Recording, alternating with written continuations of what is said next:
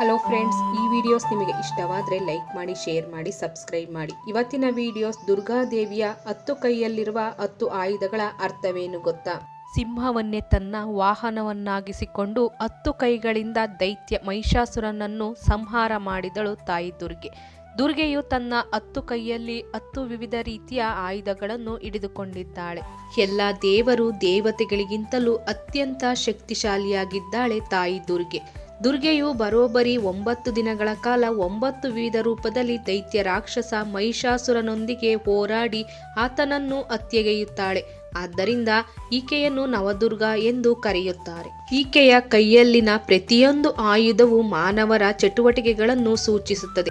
ಖಡ್ಗ ಬುದ್ಧಿವಂತಿಕೆಯನ್ನು ಸೂಚಿಸುತ್ತದೆ. ಸಾಮಾನ್ಯವಾಗಿ ಜವಾಬ್ದಾರಿಯುತ ಜನರು ಸರಿ ಮತ್ತು ತಪ್ಪುಗಳ ಬಗ್ಗೆ ಜ್ಞಾನ ಹೊಂದಿರುವವರು ಹಿಡಿದಿರುತ್ತಾರೆ. ಖಡ್ಗವು ಮನುಷ್ಯನ ಭ್ರಮೆಯನ್ನು, ಅತಿ ಆಸೆಯನ್ನು ಅಥವಾ ಆತನ ಆತ್ಮವನ್ನು ಬಂಧಿಸುತ್ತದೆ. ತ್ರಿಶೂಲ 3 ತೀಕ್ಷ್ಣವಾದ ಆಕಾರವನ್ನು ಹೊಂದಿರುವ ಈ ಆಯುಧವು ಮಾನವ ಕುಲದ 3 ಗುಣಗಳನ್ನು ಸಂಕೇತಿಸುತ್ತದೆ. ತಮೋಗುಣ, ರಜೋಗುಣ ಮತ್ತು ಸತ್ವಗುಣಗಳಾಗಿವೆ. ಯಾವ ಸಮಯದಲ್ಲಿ ವ್ಯಕ್ತಿ ಕೆಡುಕನ್ನು ಮಾಡುತ್ತಾನೋ ಅದೇ ಸಮಯದಲ್ಲಿ ಆಕೆ ಶಿಕ್ಷಿಸುತ್ತಾಳೆ. ಭೂತಕಾಲ, ವರ್ತಮಾನ ಕಾಲ ಮತ್ತು ಭವಿಷ್ಯತ್ ಕಾಲವನ್ನು ಪ್ರತಿನಿಧಿಸುತ್ತದೆ. ಸುದರ್ಶನ ಚಕ್ರವು ಜೀವಿತಾವಧಿಯನ್ನು ಪ್ರತಿನಿಧಿಸುತ್ತದೆ.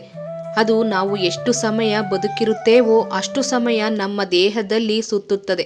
ಭಗವಾನ್ ವಿಷ್ಣು ತಾಯಿ ದುರ್ಗೆಗೆ ಉಡುಗೊರೆಯಾಗಿ ನೀಡಿದ ಸುದರ್ಶನ ಚಕ್ರವು ಸೃಷ್ಟಿಯ ಕೇಂದ್ರವನ್ನು ಸಂಕೇತಿಸುತ್ತದೆ.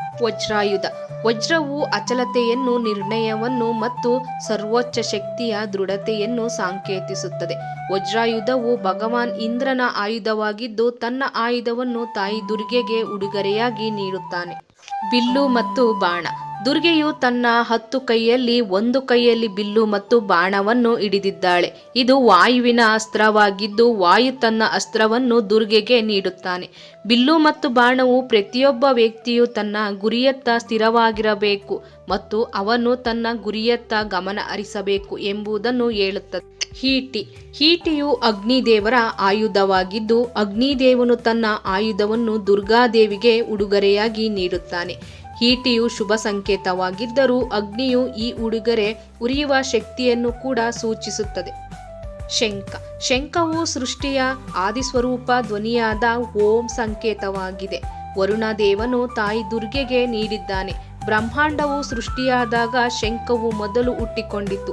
ಶಂಖವು ನಕಾರಾತ್ಮಕ ಶಕ್ತಿಯನ್ನು ನಾಶ ಮಾಡುವ ಸಾಮರ್ಥ್ಯವನ್ನು ಹೊಂದಿದೆ.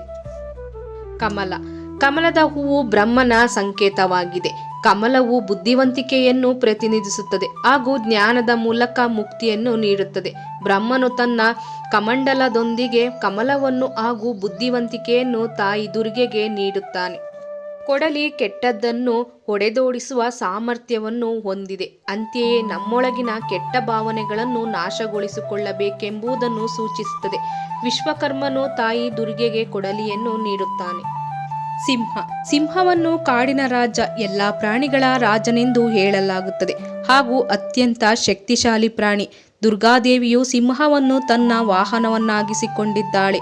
ಯಾವುದೇ ಓರ್ವ ವ್ಯಕ್ತಿಯು ತನ್ನ ಶಕ್ತಿ ಮತ್ತು ಸಾಮರ್ಥ್ಯವನ್ನು ನಿಯಂತ್ರಣದಲ್ಲಿಟ್ಟುಕೊಳ್ಳಬೇಕು ಹಾಗೂ ಅವಶ್ಯಕತೆ ಇದ್ದಾಗ ಮಾತ್ರ ಅದನ್ನು ಉಪಯೋಗಿಸಬೇಕೆಂಬುದನ್ನು ದುರ್ಗೆಯು ಸೂಚಿಸುತ್ತಾಳೆ. ಈ ವಿಡಿಯೋಸ್ ನಿಮಗೆ ಇಷ್ಟವಾದರೆ ಲೈಕ್ ಮಾಡಿ, ಶೇರ್ ಮಾಡಿ, ಸಬ್ಸ್ಕ್ರೈಬ್ ಮಾಡಿ. Thank you.